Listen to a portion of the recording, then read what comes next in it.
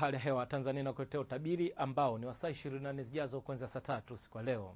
Upepo unatarajia kuvuma kwa kasi ya kilomita 30 kwa saa katika maeneo ya Ziwa Victoria, kwa kasi ya kilomita 10 kwa saa maeneo ya Ziwa Tanganyika, pia kwa kasi ya kilomita 20 kwa saa katika maeneo ya Ziwa Rukwa, Nyasa na maeneo ya Bahari ya Hindi. Hali ya bahari inatarajia kuwa na mawimbi madogo madogo. Wakati usiku wa leo tunatarajia kuwa maeneo mengi ya nchi yanatarajia kuwa ni makavu isipokuwa maeneo ya Kagera, Geita, Mwanza, Shinyanga, Simiyu na Mara kutakuwa na hali ya mawingu kiasi, mvua na ngurumo katika sehemu chache. Kwa siku ya kesho tunatarajia kuwa katika maeneo ya Kigoma, Tabora, Katavi, Rukwa pamoja na maeneo ya Kagera, Geita, Mwanza, Shinyanga, Simiyu na Mara kutakuwa na hali ya mawingu kiasi, mvua na ngurumo katika sehemu chache na vipindi vya jua. Wakati huo katika maeneo ya Arusha, Manyara, Kilimanjaro, Tanga, visiwa vya Unguja na Pemba, jiji la Dar es Salaam kwa Pwani kutakuwa na hali ya mvua nyepesi katika sehemu chache, na maeneo ya kati ya nchi na baadhi ya maeneo ya nyanda za juu kusini magharibi kuelekea maeneo ya kusini mwa nchi, maeneo haya yanatarajia kuwa na hali ya mawingu kiasi na makavu kwa ujumla. Kutoka